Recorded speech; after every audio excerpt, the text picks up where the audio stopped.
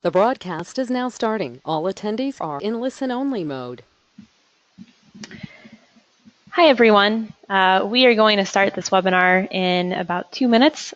Just waiting for a few more people to join. So thanks for your patience.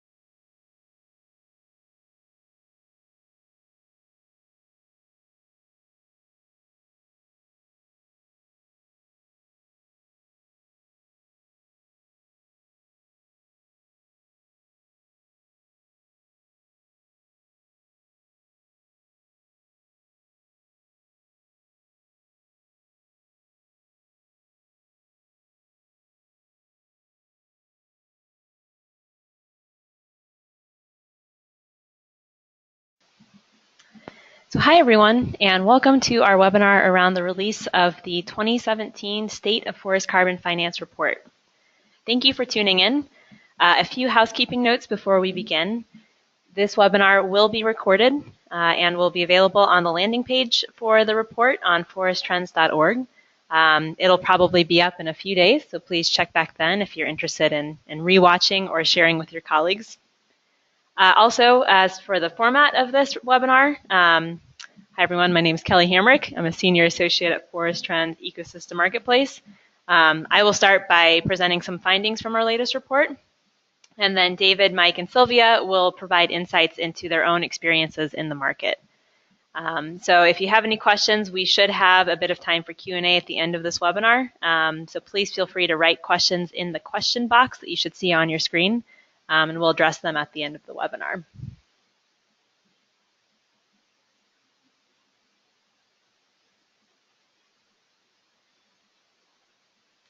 So before we begin, I'd like to recognize our premium sponsors, New Forest and Althelia and Ecosphere Plus, our sponsors, Green Trees, BP Target Neutral, Greenwood Resources, our supporter, Good Energies, and give special thanks to Baker McKenzie and Wildlife Works. So this report is freely available thanks to the generosity of all of these sponsors. For those of you unfamiliar with Ecosystem Marketplace, we are a program of the nonprofit Forest Trends and produce reports and articles covering the latest in ecosystem markets and conservation finance. Aside from our forest carbon report, which is released last week officially, we also have a newly released report on biodiversity markets, which is pretty cool. It's the first update we've had since 2011. So that's shown on the far right here on the screen. We also recently had reports out on voluntary offset buyer and regional voluntary market trends, also shown on the screen here. So if you're interested in learning more about any of these topics, I would encourage you to check out our website. So in our report, State of the Forest Carbon Finance, we take stock not just of the latest offset trends, but also look more broadly at financial flows around forest carbon projects and forest carbon programs. As a result, our report can be divided into 4 distinct categories listed here. So the first is voluntary carbon market activity. The second, compliance carbon market activity. Thirdly, we track forest carbon project activity. So in both compliance and voluntary markets, project developers can create forest carbon projects and sell the resulting offsets to buyers. So in addition to collecting information on these offset transactions, we also collect project finance information and information around non-carbon benefits produced by those projects. And finally, we also track REDD Plus program activity. So REDD Plus programs only occur in developing countries and are meant to incentivize those countries into keeping their forests standing. Payments for emissions reductions under these programs are not done on either the voluntary or compliance markets, since the resulting offsets are typically not tradable and don't appear in a marketplace with multiple buyers and sellers. So we collect most of this data through an online survey, and earlier this year it was responded to by 120 organizations who actively develop forest carbon projects or sold forest carbon offsets. And then we also collected additional information through desk research. So because there are so many parts to this report, we're doing a couple of different webinars that are focusing on some of the different findings within. So for this webinar, we are focused on REDD Plus projects and programs and how the two interrelate. But we will soon be sending out information about additional webinars that will appear in January, which will look at regional offsetting trends in Oceania, North America, and Latin America. So what is REDD Plus? There are probably a number of people you could ask this question, and you might receive completely different responses. But basically, REDD Plus first started within the global climate change negotiations, when developing countries essentially said, you know, wait a minute, we have a bunch of natural resources, rainforests, et cetera, that are great at storing carbon, but because they're still standing, we don't get any recognition for that. And that was because most of the commitments being made were for countries to reduce emissions reductions from historical polluting levels. But for these developing countries, many hadn't gone through an industrial revolution or anything like that, so their emissions from forestry were low. But they're arguing that these forests still provide very valuable services of storing carbon, and this wasn't being recognized. So there was a lot of merit in these arguments, and developed countries started thinking about ways to fund this. However, understandably, this has taken a bit longer than hoped for to get some of these programs operational. So in the meantime, a bunch of project developers have already created working REDD Plus projects. So this is a slide that just sort of shows how we view the differences between projects and programs. As I said before, you could probably get different opinions from different people, but this is sort of our take. So one of them is the size. So while REDD Plus projects are typically the largest forestry projects we track, for example, the largest project on VCS covers 150,000 hectares. They're much, much smaller than REDD Plus programs. So REDD Plus programs are typically done where they cover an entire jurisdiction or nation. So I just picked a random program that was listed as part of the Forest Carbon Partnership Facility, and it said that the program covered 5 million hectares. So that kind of illustrates the difference in order of size here. Also, in terms of who is carrying out projects, typically these are carried out by for-profit or not-for-profit organizations, in contrast with programs which are typically done by governments. Finally, with projects, it is easier, relatively, to monitor and measure emissions reductions. So a lot of them have more detailed reporting requirements, and they track more on-the-ground activities. Whereas with programs, you know, in part because of the size, it's much harder to monitor and measure emissions reductions. So sometimes they will use broader accounting standards or use some sort of proxies as a way to try and estimate some of the emissions reductions that are going on. So thinking just about REDD projects right now, this map shows all of the forest carbon projects that are worldwide. As you can see, they're almost all in developing countries. Most are found within Latin America, Asia, and Africa. And the countries with the most projects are Brazil, Peru, Colombia, and Kenya. However, not everyone actually responds to our surveys. So while this is a list of all the projects that we know of worldwide, we had only 40 REDD Plus projects provide more detailed information about their projects in our survey. So this shows one of the questions that these 40 projects responded to. We were asking for a bit more information about what were the drivers of deforestation at these project sites, and how were these projects trying to address deforestation. So the top shows the most common drivers of deforestation. Projects could select as many drivers as were applicable. And as you can see here, the most commonly noted drivers were local subsistence agriculture, illegal logging, conversions for cattle ranching, and collecting fuel wood.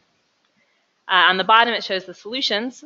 So in response, project developers typically employ at least 2 activities to try and address these deforestation causes.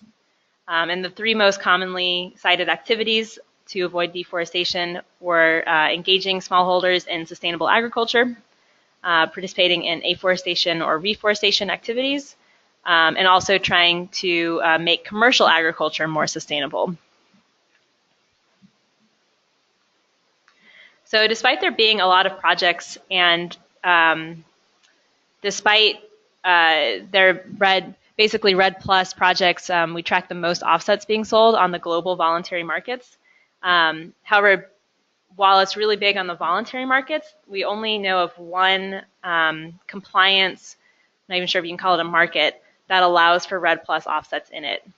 So what this map is showing is all of the different markets we track worldwide that allow for forest carbon. Pink shows voluntary markets, blue shows compliance, and orange shows markets that are in development, could be voluntary or compliance. And the only compliance market that allows for REDD Plus is under Colombia's fuel tax, which started in 2017. And so I just wanted to sort of point this out because it's a bit unusual because we track such a large volume of REDD Plus offsets on the voluntary markets, yet as of right now, there is no large compliance market demand for them. And we also include more information about all of these different markets in our report if you're interested in learning more about particular ones. So sort of shifting gears here, we were just talking about REDD Plus projects. Where are REDD Plus programs taking place? As you can see, there is a lot of crossover in terms of the areas where REDD Plus programs are taking place. Mostly it's in the same Latin America, Africa, and Asian countries. So these countries and jurisdictions primarily work on their programs through one of several multilateral initiatives, which provide funding for REDD Plus readiness activities, meaning that countries receive technical or financial help to just develop their programs. And then these initiatives, once these programs are operational, will then pay these countries for their actual achieved emissions reductions. So right now there are a handful of REDD Plus payment financing initiatives shown here.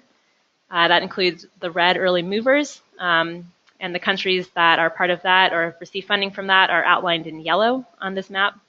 Also, there is the Forest Carbon Partnership Facilities Carbon Fund, participating countries shown here in light and medium shaded blue areas.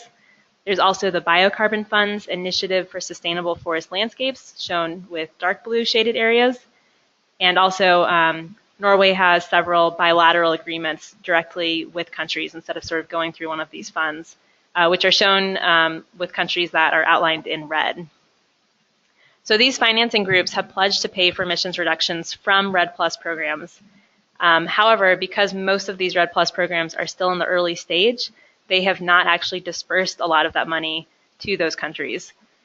So the REDD Early Movers program is one of the few that's actually dispersed money for achieved emissions reductions. They were the only one that we tracked that actually dispersed money in 2016. Last year, we tracked them dispersing $36.5 million. And overall, they've pledged to disperse $306 million. In contrast, the Forest Carbon Partnership Facilities Carbon Fund has not made any payment yet to recipient countries for their REDD Plus emissions reductions, but they have signed letters of intent with 18 different potential recipient countries.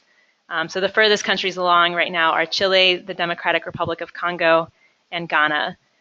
So the fund has pledged to pay up to $686 million, but has not actually dispersed anything as of yet.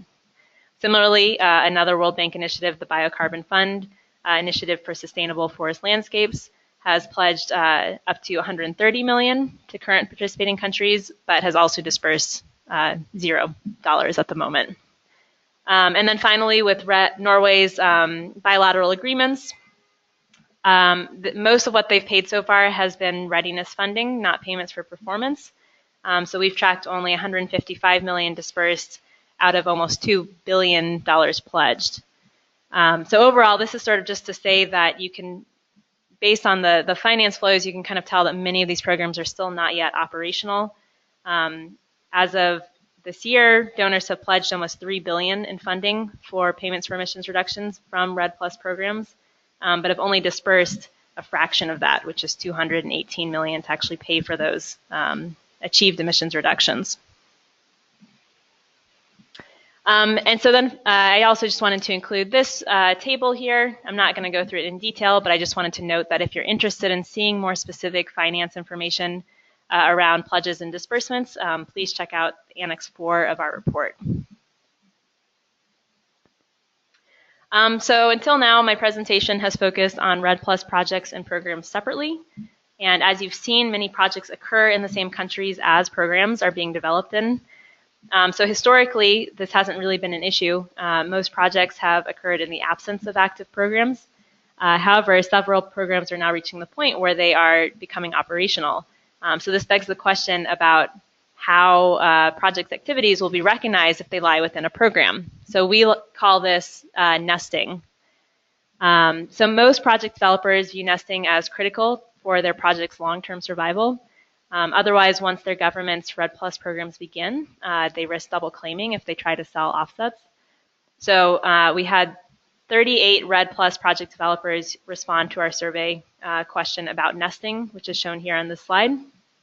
One said that they were not considering compatibility within a regional or national REDD Plus accounting framework, and they basically said their project was too small for consideration. But the other 37 did respond. So as you see on this figure here, each of the dots in 2016 represents a project sort of saying what their current status is with trying to nest into a country or jurisdiction's program. So 4 project developers believe that they should work with government officials, but were unsure about how to engage or proceed. The remaining 33 project developers had already reached out in some capacity, with 8 projects already being designated as a formal pilot project or seeking regulatory approval to have the project formally nested. And while we would expect to see more and more projects reach this final stage of nesting, which is shown in the dark red over time, you can kind of see here that there's not really a clear trend across the years. So while some of that can be attributed perhaps to different projects responding each year, I think it also just underscores how this is really not an easy task, especially in countries where there might be changes of government in terms of who is running these programs and how they're running these programs. And also just sort of, I think some of the challenges emerge with how long it takes for some of these programs to become operational. So of course, all of this is very high level sort of information, which is why I am delighted to have our panelists actually be able to speak in more detail about their own experiences with nesting. So with that, thank you all for listening. If you are interested in reading our report, it is out now. Just go to the Ecosystem Marketplace website and you will see the report at the very top. And with that, I would like to switch to David Antonioli. He is the Chief Executive Officer at the Verified Carbon Standard. Let me just get this to work. Sorry, I just need my mouse to work. Here we go.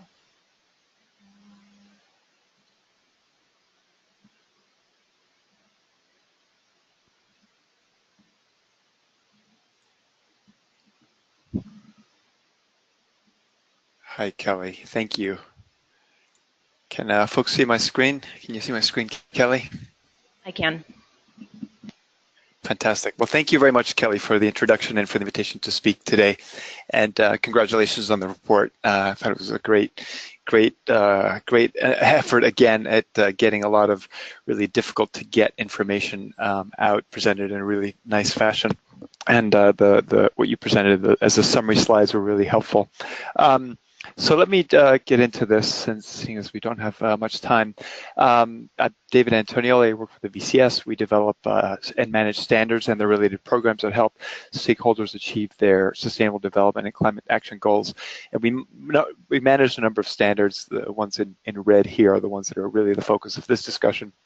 All of our REDD projects use the VCS program to certify their reductions, and most of them also use the CCB standards to demonstrate that they're having sustainable development impacts on the ground.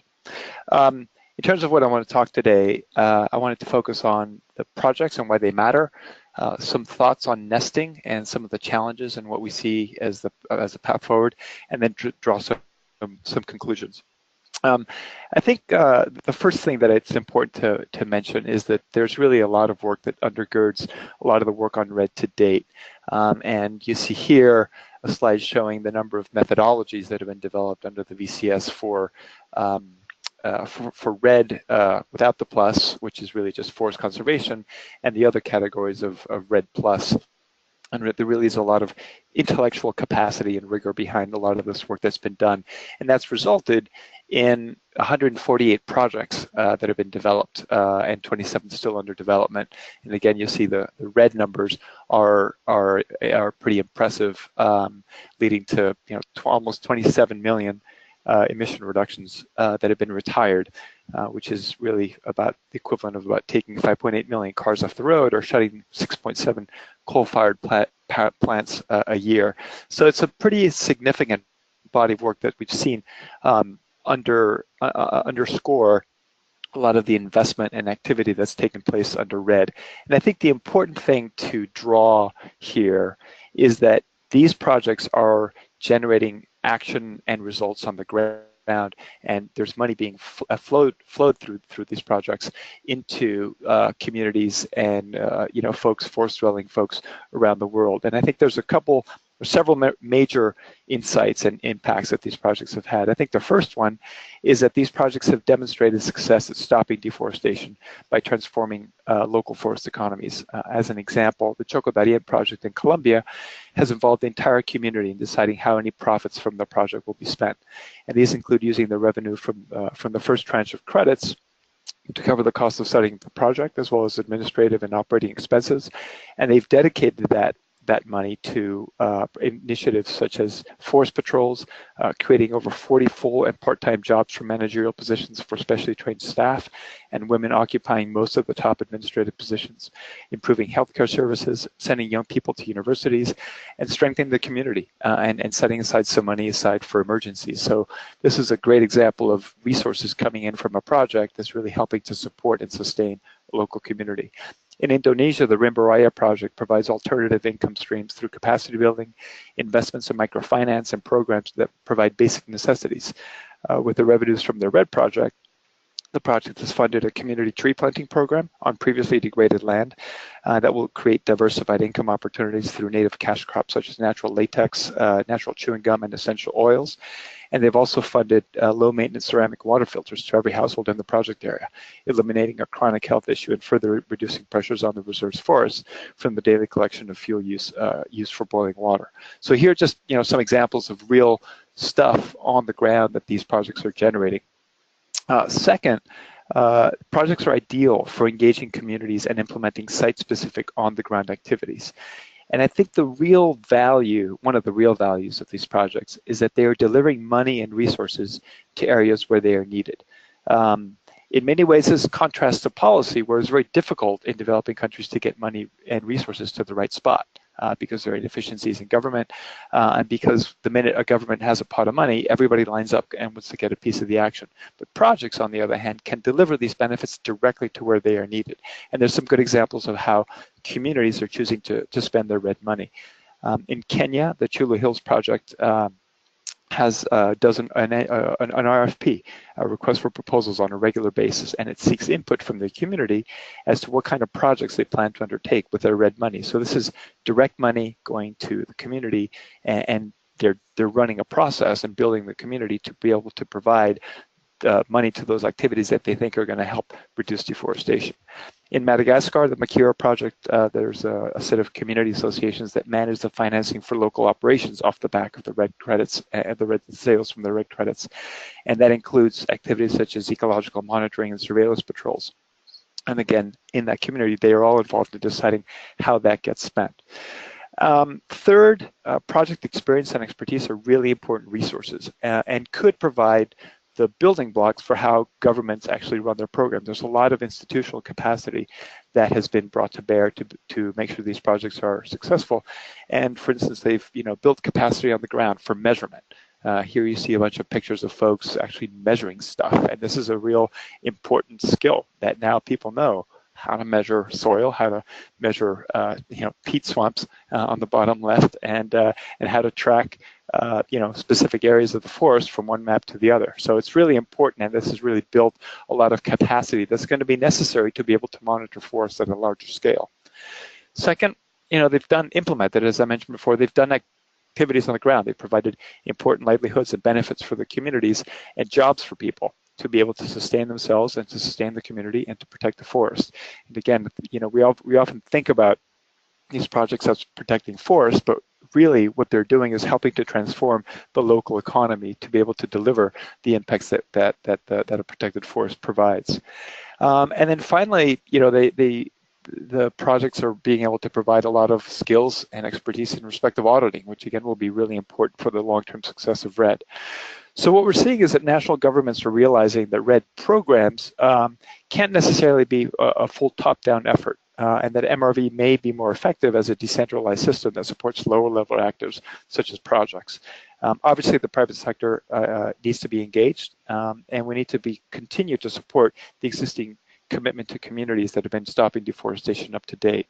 So in terms of how nesting can work going forward, I think there's an imperative to recognize that as the world moves to the post-2020 paradigm established by the Paris Agreement, it will be increasingly important for projects to be well integrated into emerging subnational and national REDD programs.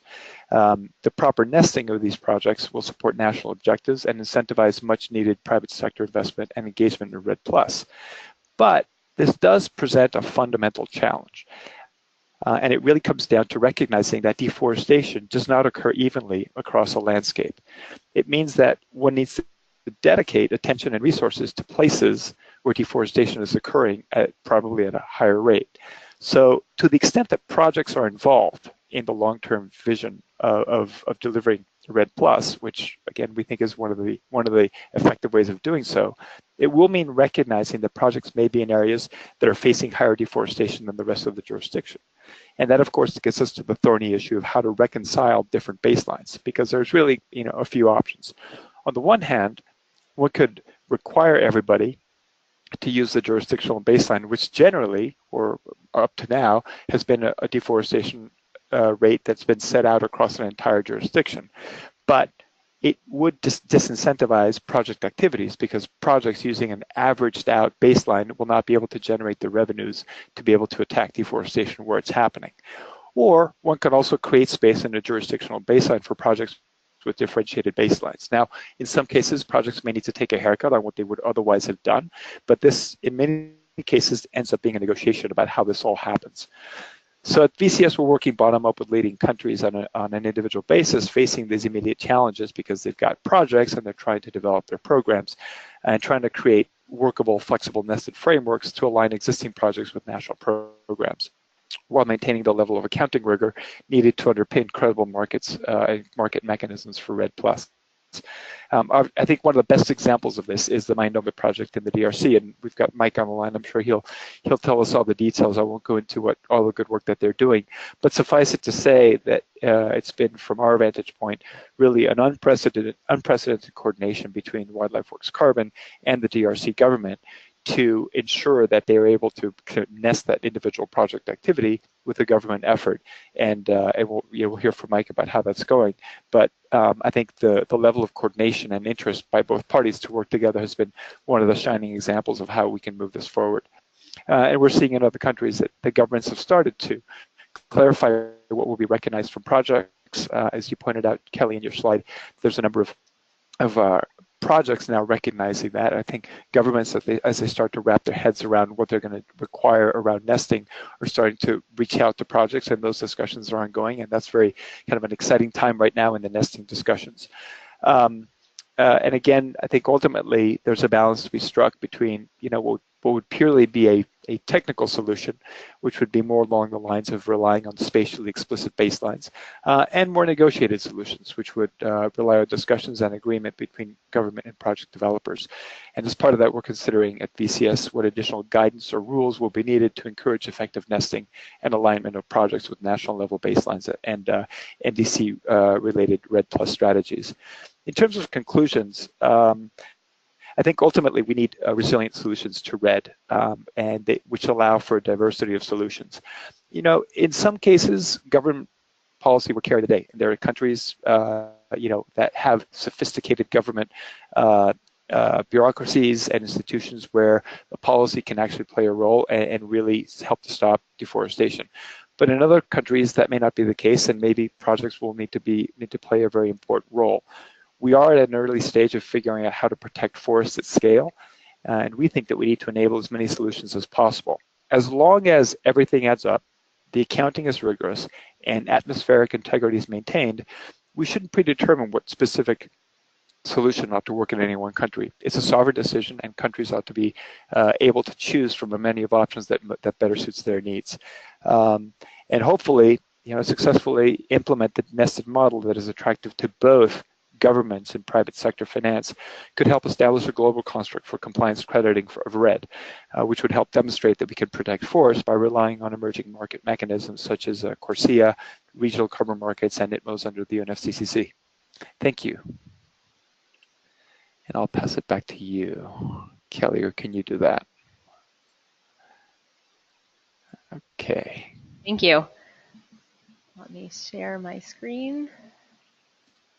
Great, thank you so much, David. That was great to hear. What VCS has been doing. I know when I first started at Forest Trends Ecosystem Marketplace, one of the first things I was researching was the VCS jurisdictional nesting framework. So it's always interesting to hear what you guys have been up to. So up next, we will have Mike Korchinski speak. He's the founder and president of Wildlife Works. And I think you just have to unmute yourself and you're good to go. So take it away, Mike. Thanks very much, Kelly. Hopefully everybody can hear me clearly. I am Mike Korchinski, the founder of Wildlife Works, which is a wildlife conservation company that is focused on how to make wildlife work for local communities. So that's where we come at the problem from. What is the role of communities in conservation of forest and wildlife, and how do you help communities move towards a more sustainable development pathway, or in some cases protect their forest and wildlife from outside forces? So we've been at this about 20 years. We have 2 REDD projects that we operate in Africa, one in Kenya, one in the Democratic Republic of the Congo, which David Antonioli mentioned. And we have a number of other REDD activities in Asia and Latin America, which I'll speak briefly to. So we've seen the evolution of REDD+ really from its infancy. We were the first REDD+ project verified under the VCS standard, so that was some 7 years ago now. So, and we've watched the global REDD+ marketplace develop, and culminating really in the Paris Agreement, which formally recognized REDD+ as a critical mitigation option for countries to pursue.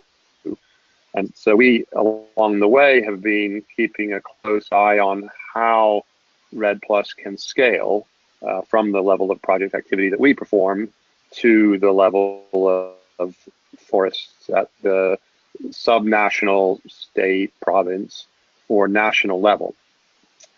We actually have a project that's larger than the largest project that Kelly mentioned earlier on her slide. We have a project that's 300,000 hectares, So projects can be large, and we have a project that involves 120,000 people, which again is a fairly large number of people. So projects can be large, but it's clear that they are part of a larger context, a national context, and frankly, a global context.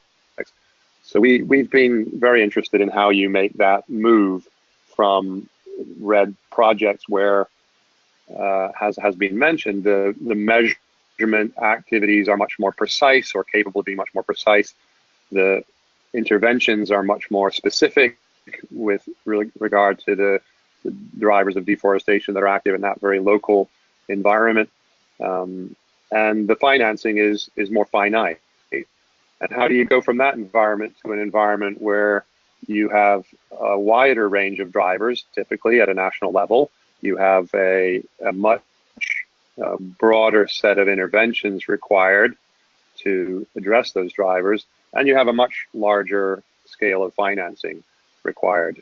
And as the Forest Trends report has tracked the level of finance over the years, it's clear that we're not close yet to the level of financing needed to bring REDD Plus to national scale.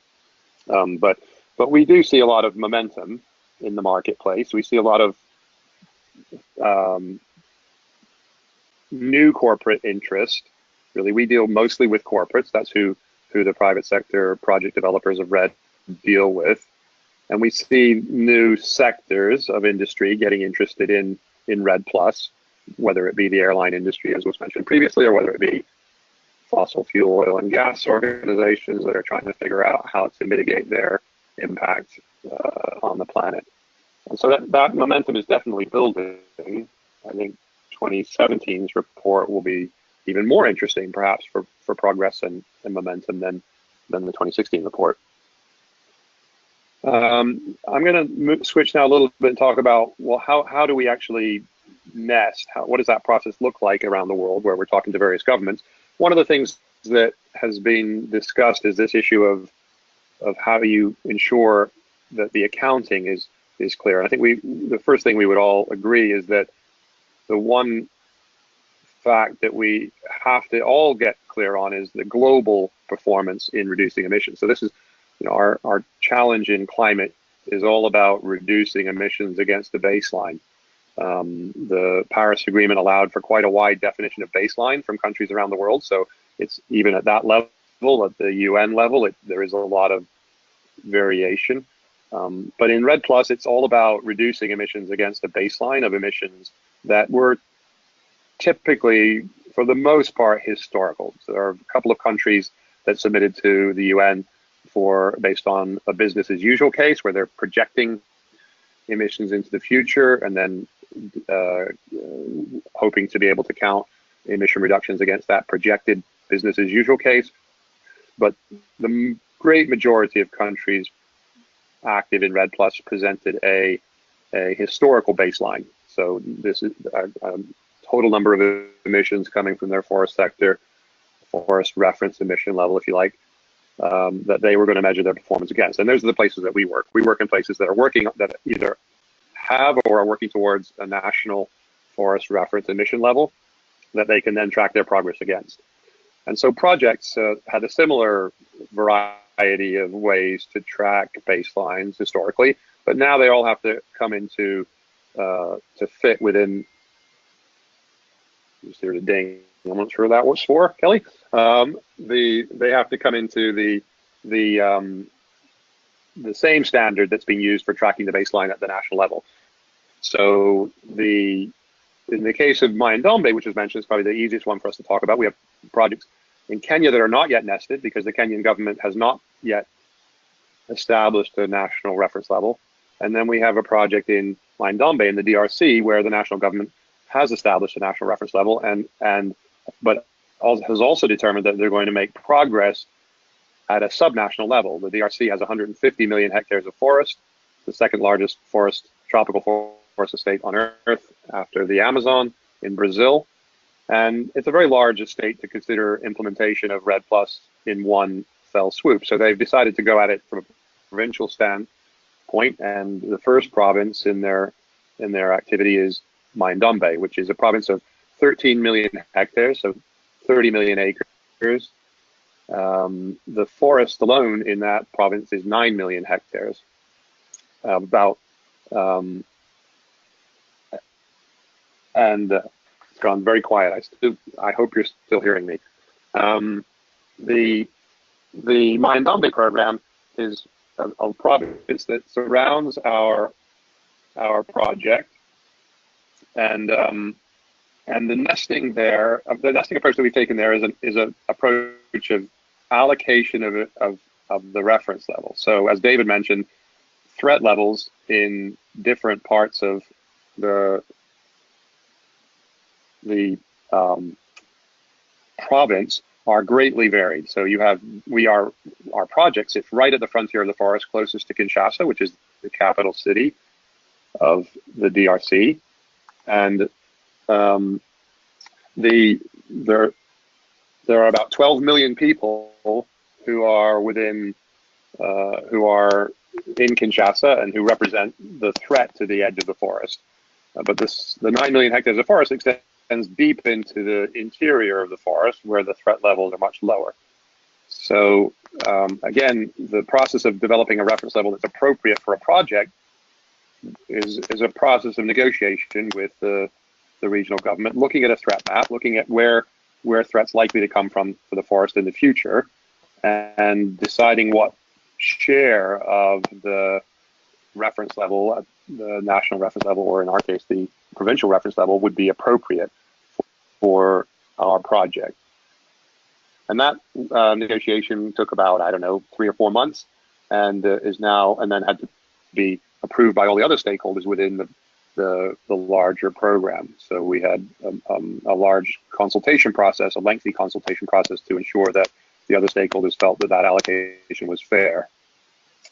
And so going forward now, that our project will be measured against that baseline, which was now approved by the national government, which runs this subnational program.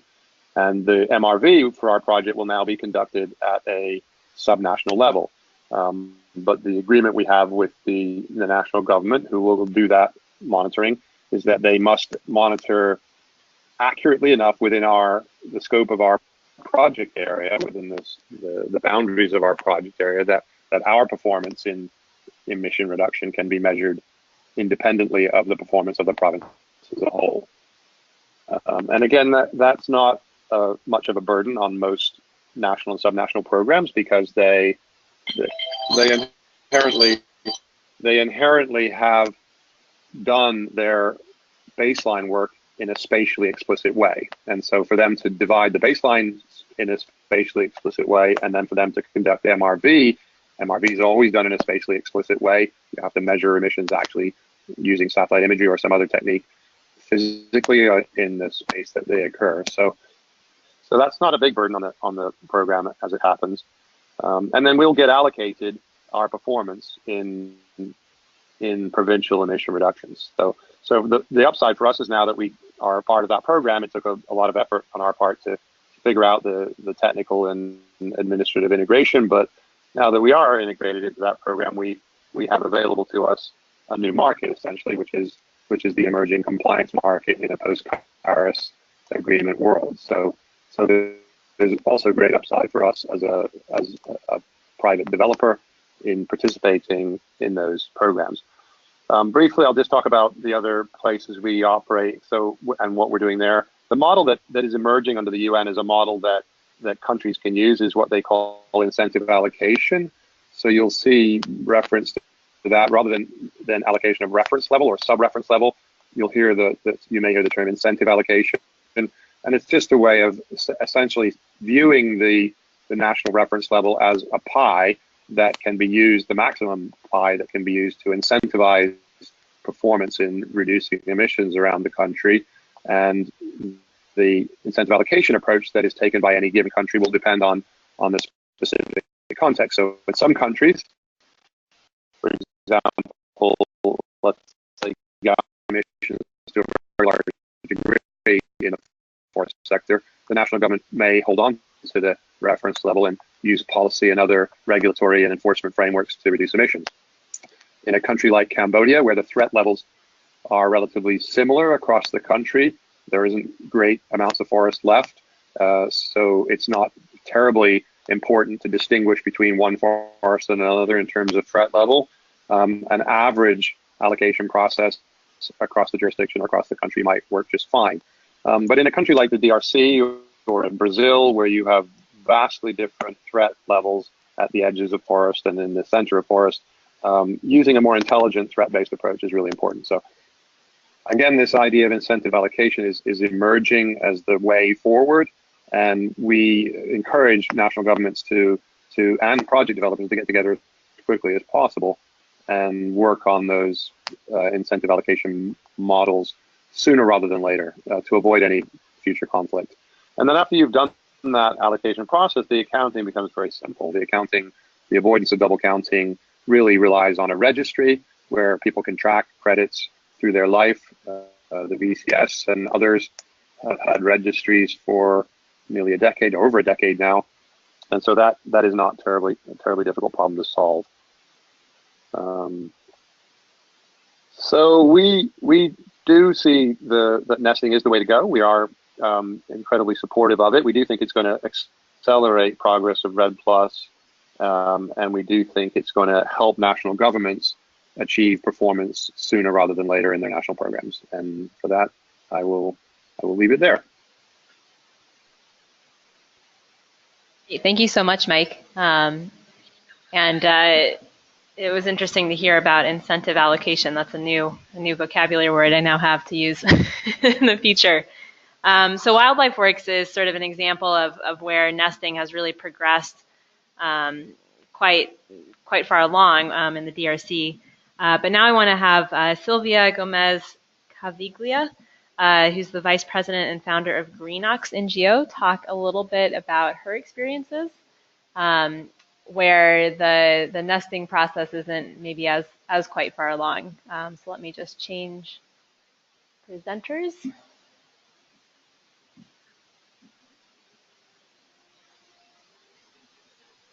Great. All right. Thank you, Sylvia. Hello everybody. Well, my name is Sylvia Gomez-Caviglia, and I'm one of the founding partners of Greenox NGO. Greenox is 100% dedicated to protecting the rainforest through the development of REDD projects. First of all, I would like to thank Kelly and all the Ecosystem Marketplace team for the opportunity to participate in this webinar. Madre Dios,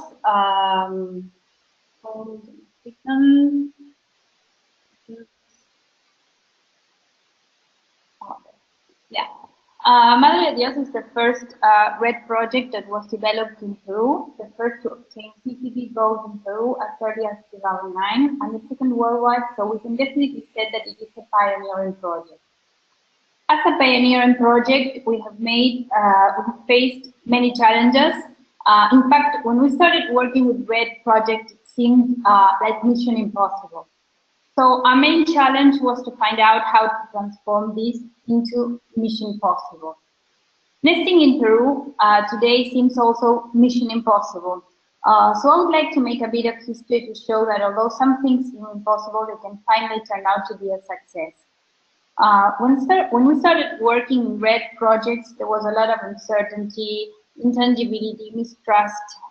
Imagine just trying to explain REDD to someone who had never heard about avoiding deforestation or about carbon markets or even about forest certification, let alone to convince someone to invest in REDD. Well, that was definitely mission impossible.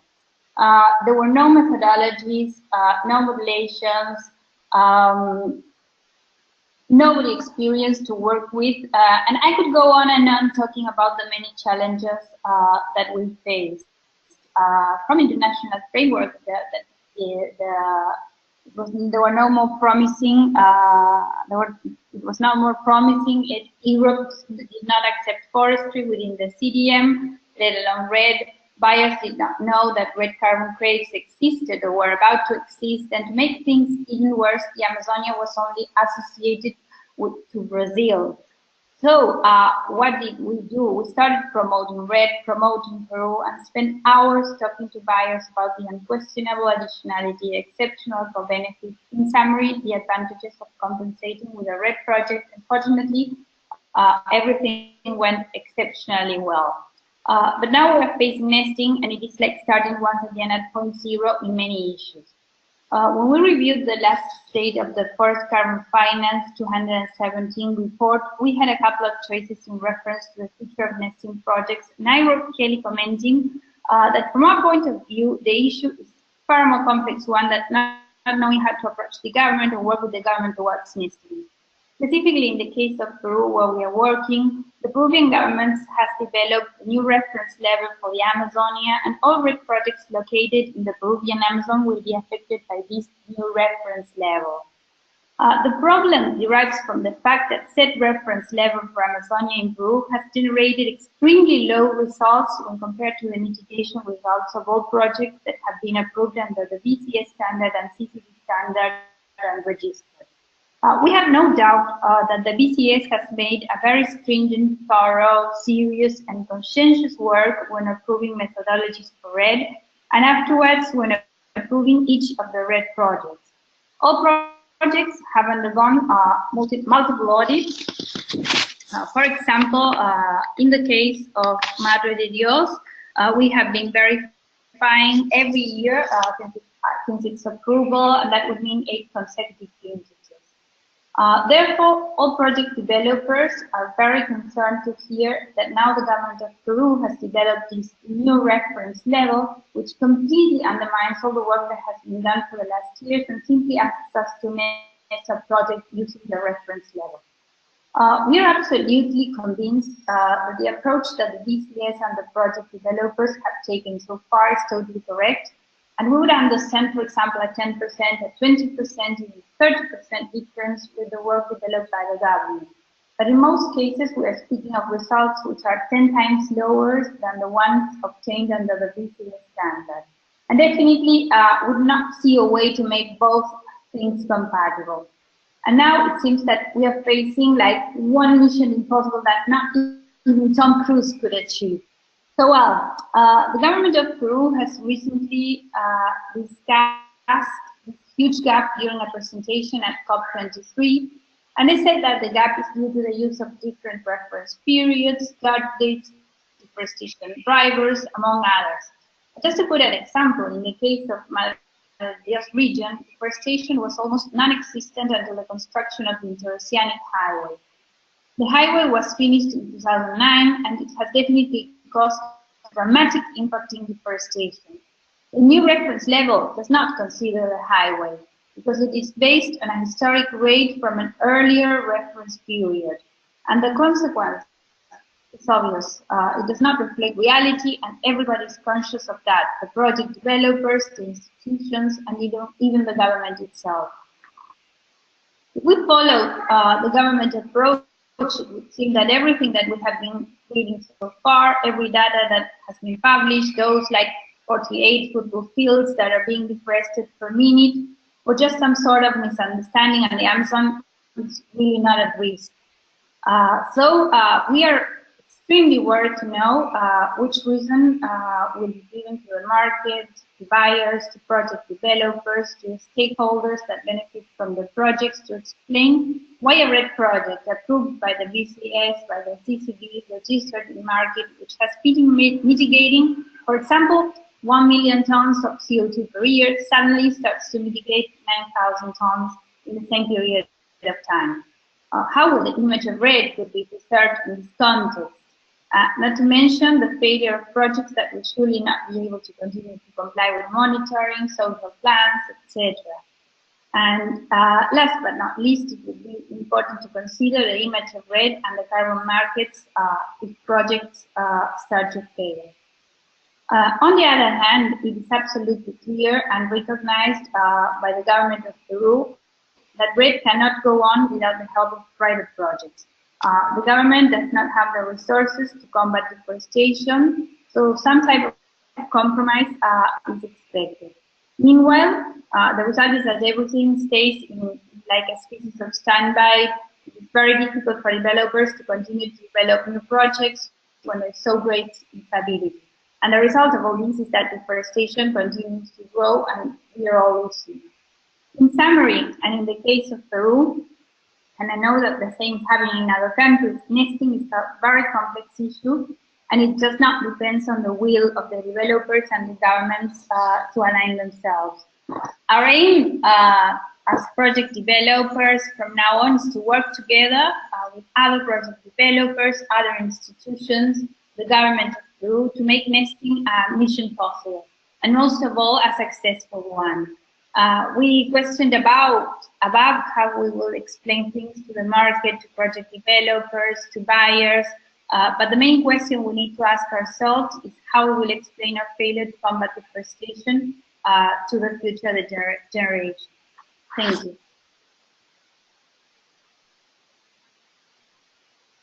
Great, thank you so much, Sylvia. I think the presentations today have really underscored how unique REDD can be, not just within countries, but sort of just jurisdictions, but also, how really important it is for governments to engage with project developers. So I know we're almost coming up at the hour, but I think if the other panelists don't mind, maybe we can go a few minutes over and answer a few questions. So reading off questions will be Melissa Gallant. She's our new associate who started earlier this year and has helped co-author the State of the Voluntary Carbon Market and the most recent State of Forest Carbon Finance reports. And hi, everyone.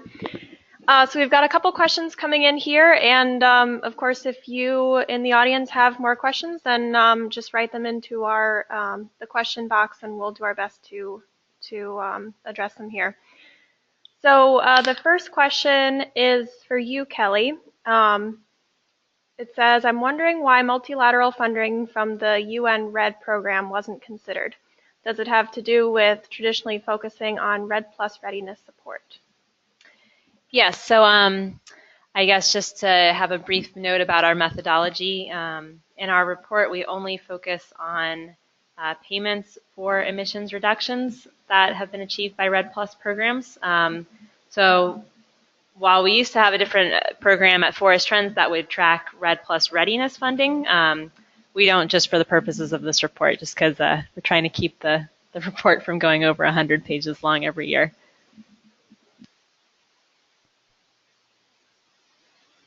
And we've got a couple questions for David about VCS. First one, is the VCS methodology for wetland conservation projects ready? And do you have a final version of that methodology?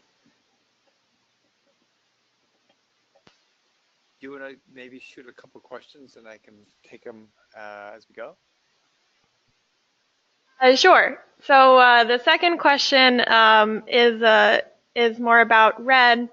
In countries with no program or a very undeveloped program, what are the VCS and CCB requirements for interacting with the government?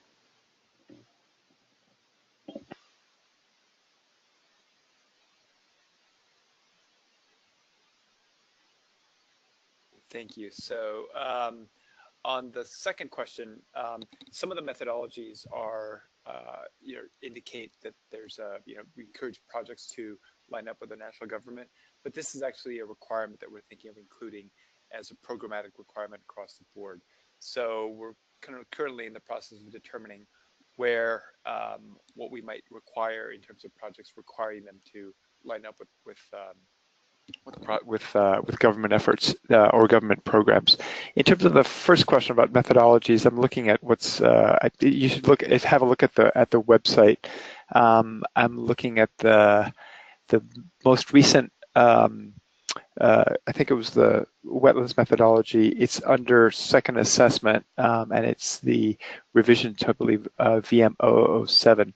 So that is currently under development, and I can't say about the timing for that, but it's going through the process. Great, thank you, David. We've got a question for Mike too. How transferable are lessons from the DRC in other countries where you work?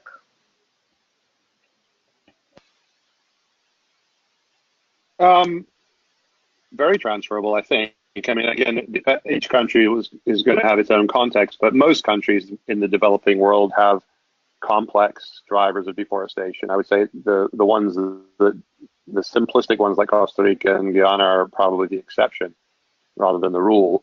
I would say DRC, even though it's very large, it has all the examples of things you might find in other countries. So I would think it's very applicable. I do think that this evolution of thinking towards how you make sure that pay for performance isn't just done at the national level, but actually reaches the ground where the performance actually occurs. I think that's a very common problem across many countries. And I think the idea of the problem that was described in Peru, I think, is a problem that can only be solved through a more intelligent incentive allocation approach rather than some kind of blanket application of an average rate calculated at a national level or even at a subnational level on a very large scale. So I think it's very applicable. Thank you, Mike. And we've got a couple questions, I think, that everyone would be, that all our panelists and speakers would be kind of, we'd like all of you to weigh in on. So which countries have the most developed framework and lowest risk for REDD project developers? And also, kind of on a related note, other than the DRC, what are some other countries that have the most advanced concepts or implementation of REDD nesting? So I'll take a crack at that. I wouldn't know specifically which countries would have specific frameworks, but I think one way to think about that is figure out which countries have national reference levels or reference levels at the subnational level. Those countries clearly have gotten out ahead and tried to figure out what those look like. And to the extent that there are projects existing or potential projects, that would seem to be a right place to look at places where you might be able to see some sort of nesting construct or solution be provided.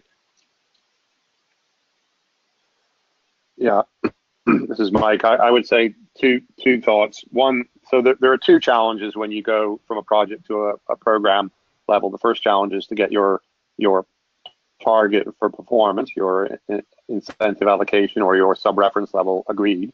That's the first challenge. And as David mentions, you're at much lower risk if you can preempt the future problem by having a national government agree to give you an allocation up front. But the second problem you face is a problem of aggregation. So aggregation is not just a project to program problem, it's a problem of aggregating from subnational programs to the national level. It's a problem of aggregating from the national forest reference emission level across other industry sectors or other emission sectors to come up with the nationally determined contribution. So aggregation is a real challenge because you have the possibility when you aggregate that successful performance in one place is canceled out by unsuccessful failure elsewhere. And so that's the second issue that really projects have to address with the national government is what happens if you give me an allocation of reference level that reflects the threat to the forest that I'm protecting. We do everything we were told to do with the community. The community does everything they were told to do to reduce emissions. We successfully reduce emissions, but somewhere else in the province, somebody else or some other actor increases emissions. So the net effect at the jurisdictional level is zero. And therefore the jurisdiction did not perform at reducing emissions. So this aggregation problem, which is again, it's not just a project to program problem, it's an aggregation problem as you go up to any higher level. You have to come up with a solution to that. Is how is the program going to underwrite performance where it occurs and not put that good performance at risk based on poor performance elsewhere. Otherwise, programs won't be able to leverage the early success and have that become an incentive for other stakeholders within the program to perform well and to eventually bubble up to good performance at the program level. So those are some things. If you can get a government that's willing to discuss those things, I think you should focus on that kind of place. And I would say there are several countries that are thinking that way, but it's still pretty early days. I think I would add to that and thank Thanks, Mike, for raising that issue. I think in addition to this being an aggregation problem, it also is an issue related to how the money flows. Under JNR, there's really kind of two scenarios. One in which everything is controlled by the government, and the scenario that you pointed out, Mike, you know, a project activity or a subnational or an activity that's not at a program level would need to be recognized by the government, and presumably you were laying out the fact that there need to be some commitment by the government that the project would be rewarded for performance without needing to worry about performance elsewhere. But the other way to look at it is if a government is willing to recognize a project operating on its own and being able to credit on its own, then you avoid that issue of having to go through the government. And that's one option of how we set out JNR to work. So as we go forward, I would imagine that there's really different solutions for this particular problem, and they need, of course, to have government blessing. But that's another way to think about how you'd how you'd solve that particular problem. Thanks. And actually, on that note about how funding works, we've got a question about that. How is funding currently being funneled to projects through programs, and how do you see this changing or developing in the future? Does anyone else want to weigh in on that?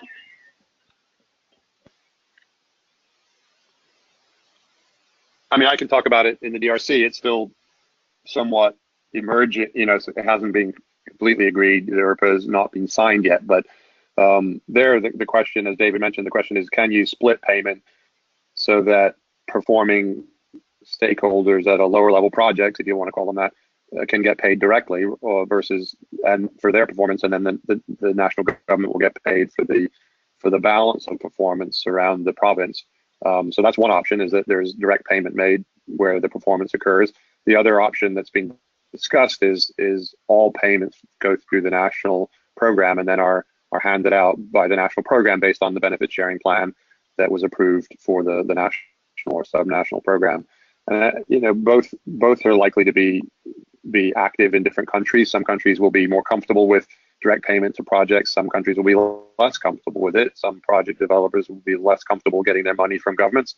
Some project developers will be more comfortable. So, but I think what we see is that if you're a national government, you should be looking at ways to make your REDD program design as flexible as possible so you can accommodate the maximum number of pathways for financing into that program. And so there are reasons why private sector corporates want to do business with private sector developers, and those reasons won't go away under a national program. So you want to make sure that you design your program flexibly enough that money can flow in at any level of the program, and that the rules of how that money gets shared are well understood no matter where the money enters the program.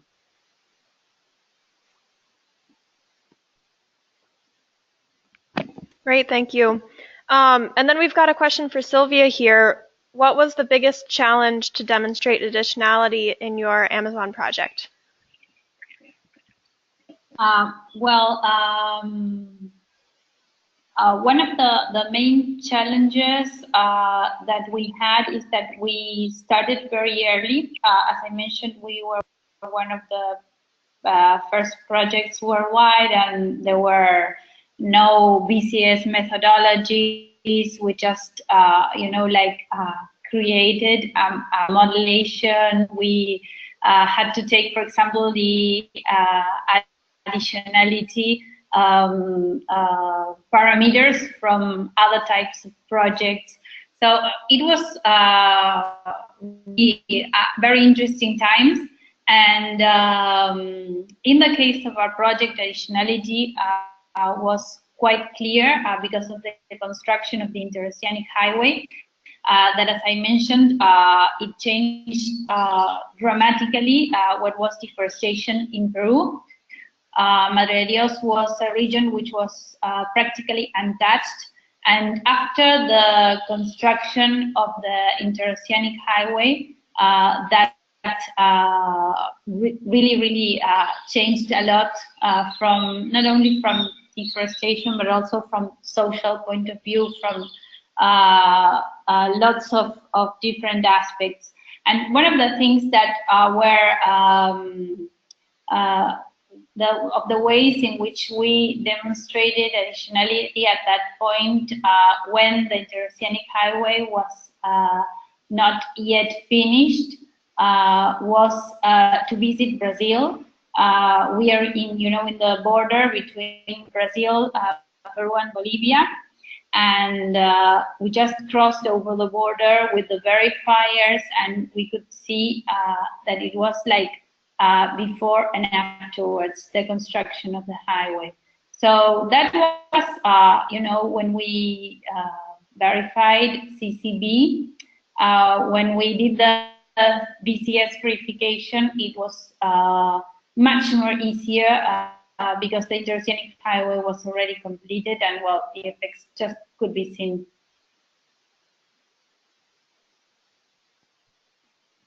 Thanks, Sylvia. So I know we're coming up, or we're past our time, but we'll do one more question, and then for any others that we haven't addressed yet, we'll do our best to follow up via email. So the last question for everyone is, how do you see private sector incentives evolving around REDD when countries need to use emissions reductions for their nationally determined contributions under the Paris Agreement?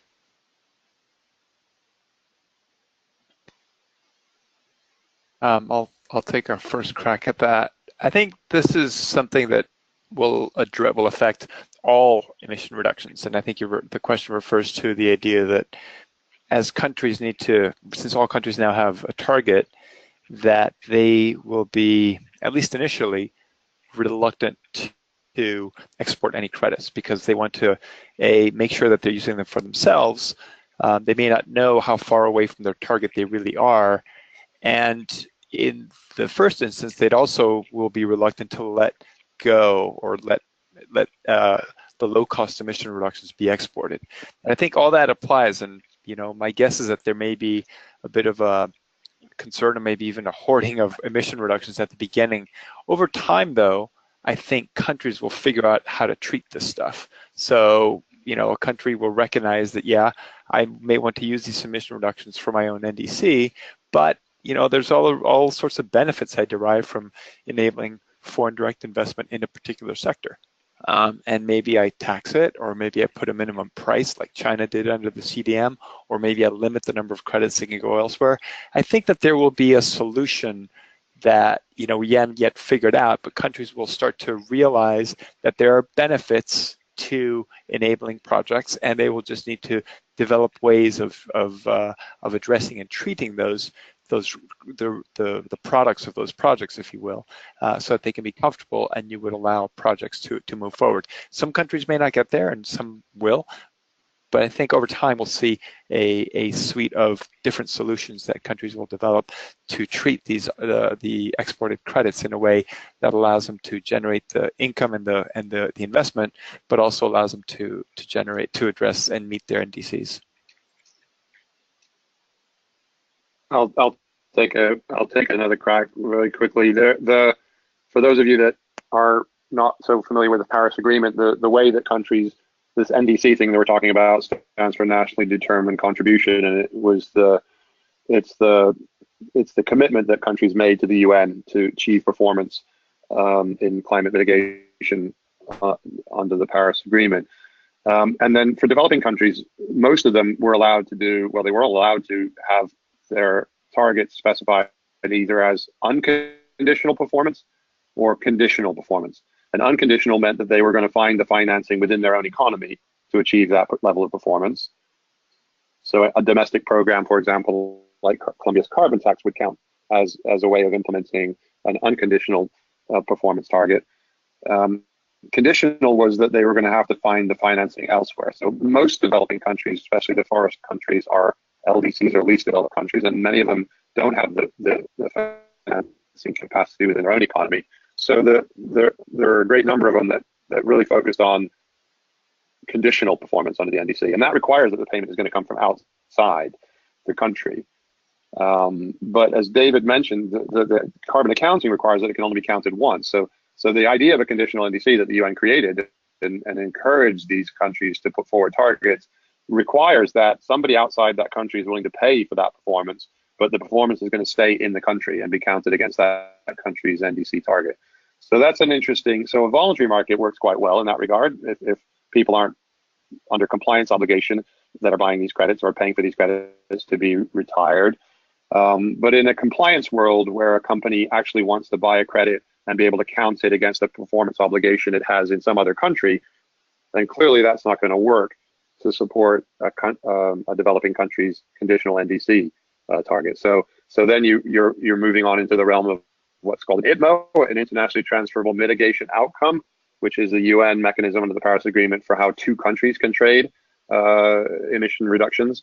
And as David said, the countries will be initially probably reluctant to want to trade them away and not be able to count them against their own targets. So I think we are working in Asia on a couple of pilots to try and implement a program that has all of those elements: unconditional payment, conditional payment, and ITMO, to sort of develop the different pathways. And there's a lot of there's a dawning realization within the UN that they created a mechanism that they don't yet fully understand how it will be implemented in the marketplace. So I think again the private sector can play a role in helping them figure that out quickly.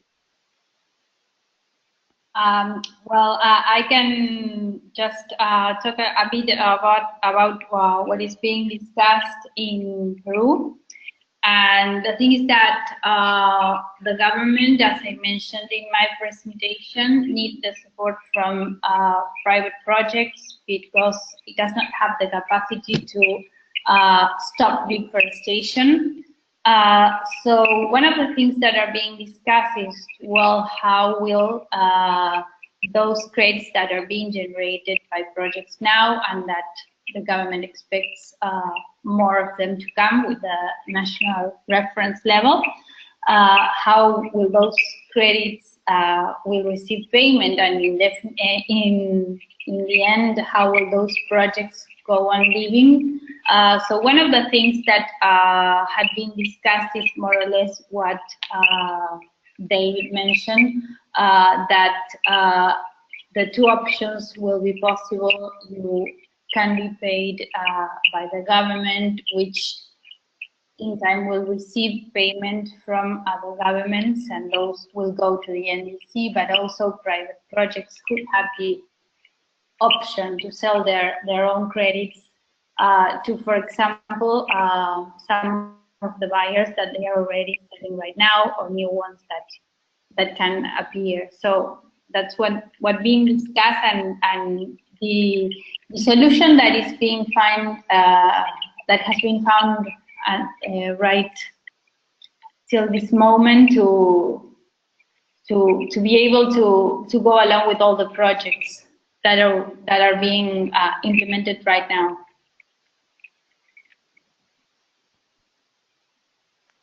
Great. Well, thank you. And with that, I'll wrap up this webinar. Thanks again to all of our presenters for what I think was a very valuable conversation. It's always good to get different voices and different perspectives in here. And thank you to all of our attendees for tuning in. So, goodbye. Thank you very much for organizing, and thanks for everybody for participating. Cheers. Thank you. Thank you, everybody.